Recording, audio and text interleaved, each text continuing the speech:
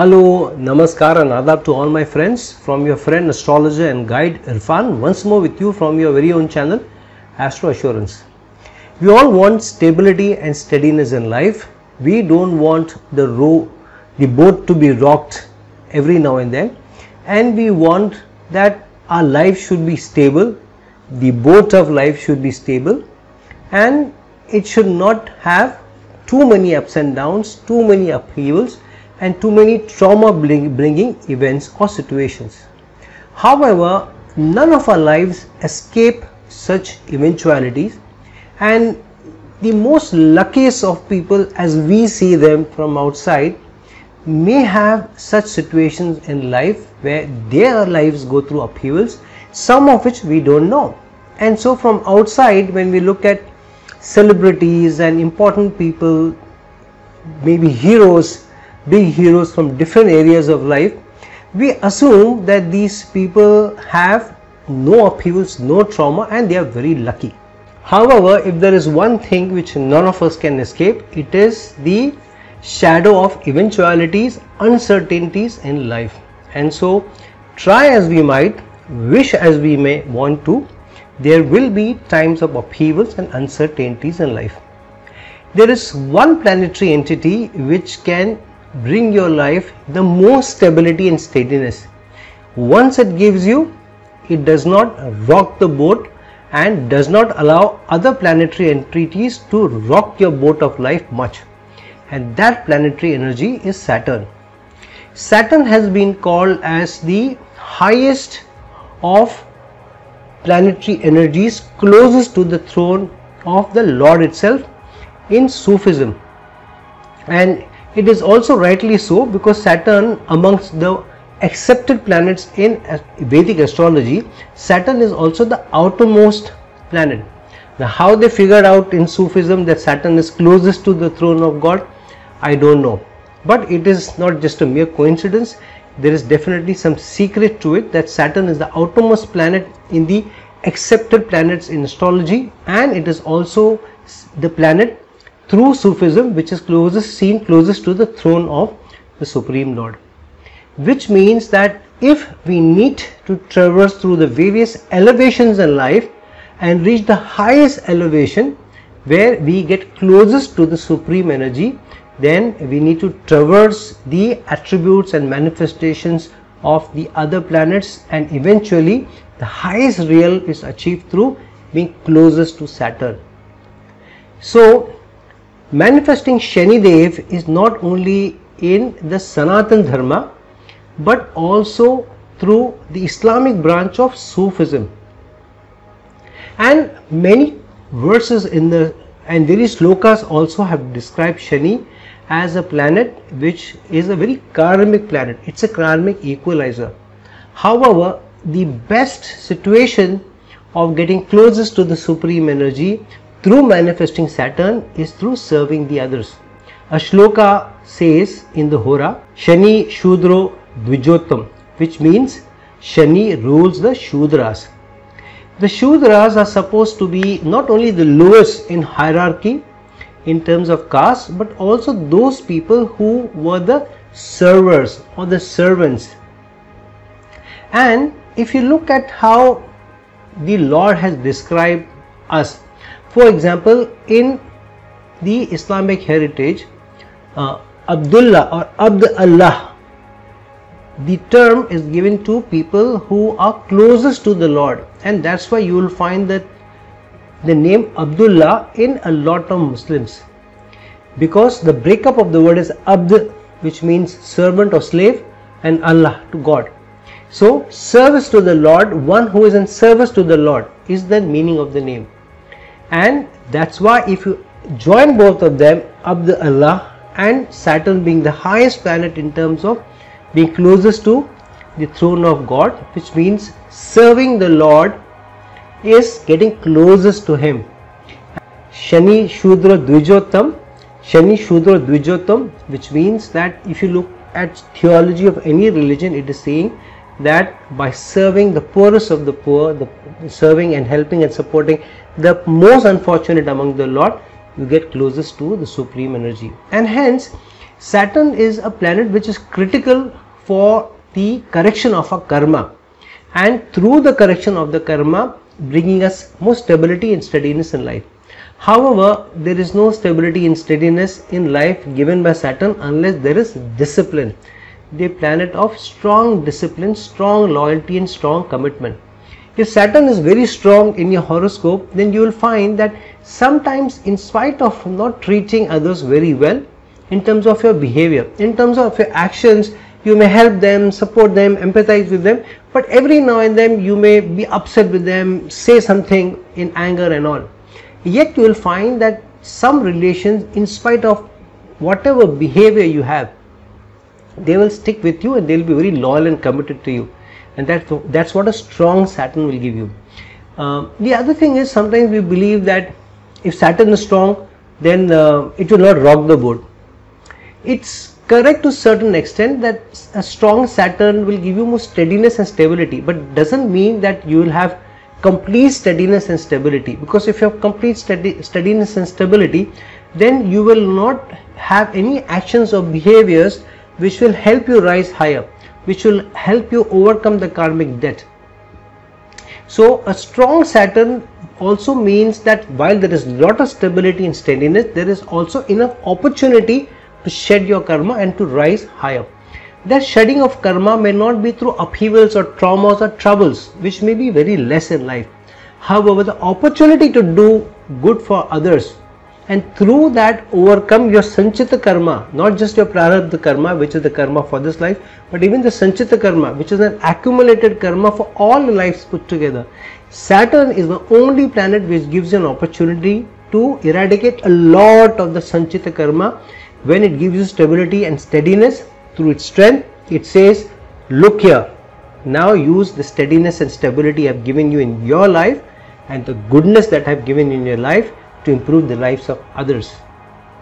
If you use that, then Saturn can be your very good friend and it can be the most critical planet in your horoscope. Since Saturn represents the lowest of the caste denominations represented by those who serve, Saturn is also a planet of service.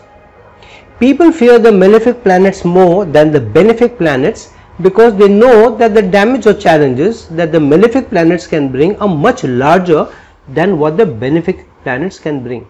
People assume that at best the benefic planet may not give good fruits. However, they feel that a malefic planet can do immense damage and spoil one's life in such a fashion that a person cannot even look back. Satyacharya describes Saturn as such in the Satya Jatakam. He says, and I quote, Saturn is the Karaka of misery, sorrow, longevity, period of life, death, poverty, accidents, servants, profession, dangers, imprisonment, agriculture, mental troubles, worry, falsehood, disputes, difficulties, dejection, secret, theft, humiliation, sins, misfortune, jail, captivity, reproach, blame and fear, unquote. So one can see that Saturn being the Karak of so many things, a strong Saturn and a satisfied Saturn with you can ensure that all these troubles stay away from you. However, if Saturn is neither strong, neither satisfied or happy with your actions and behavior, then Saturn can cause immense miseries. Balbhadra says in the Hora, the strength of Saturn will eliminate grief, while its weakness will cause abundant grief. One must indicate these various results related to soul in the Dasha periods of the concerned planets, unquote. So a weak Saturn is at the root of the problem. A planet as important as Sun, Moon, Jupiter and Saturn want to give good benefits, but their benefits are based on their strength. A weak but malefic Saturn is also punishment, as Saturn's results during transits or its Dasha don't fructify. Even if Saturn is malefic but it transits a good house and a friendly sign, then it tends to give some good results to avoid the maleficity of Saturn. Hence, one needs to strengthen these attributes of Saturn. These are order, structure, following rules and regulations, and obeying and sticking to laws set by society and religion. In Jataka Chandrika, Kalidasa starts his narration with his salutation to Saturn, and I quote, "I salute Saturn who shines like the blue mascara, who is the son of Lord Sun and Chaya, and who is the elder brother of Yama." A part of Saturn's role in astrology is reminiscence in that Saturn is the elder brother of Yama, and Yama represents death. Hence Saturn is the one who can control death or death-like troubles or inflict death too. A lot of third Sadesatis are known to bring death with it. So in an indirect way, Saturn represents moksha as it liberates one from karma, which Saturn represents being the lord of the 10th house of the Kalpurush. So Saturn will give you opportunities again and again to correct your karma, and through correcting your karma through your actions and behavior, it is not only helping you stabilize and steady the situations of this life, but your entire previous lives and coming lives by improving your karma also. And hence Saturn is very critical in terms of its manifestation in your horoscope.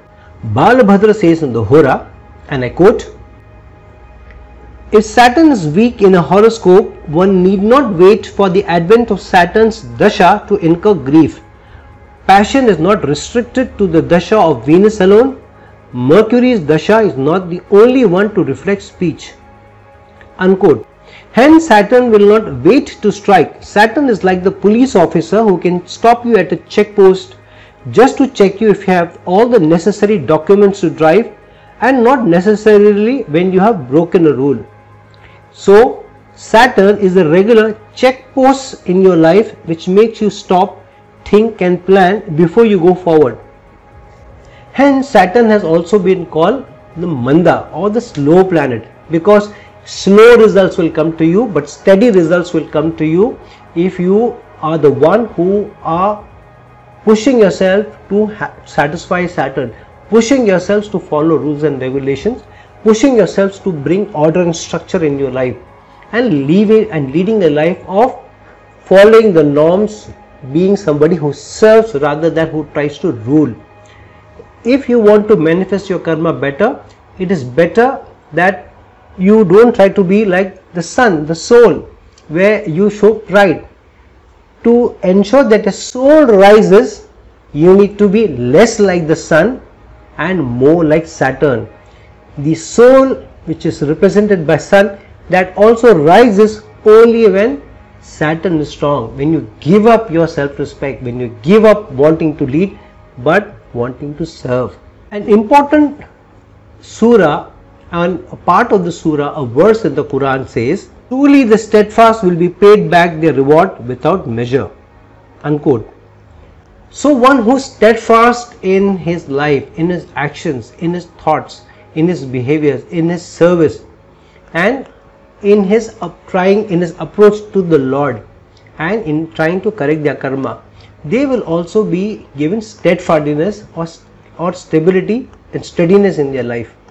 So if you want a strong Saturn, try and be that stable and steadfast in how you lead your life and how you lead a life of principles.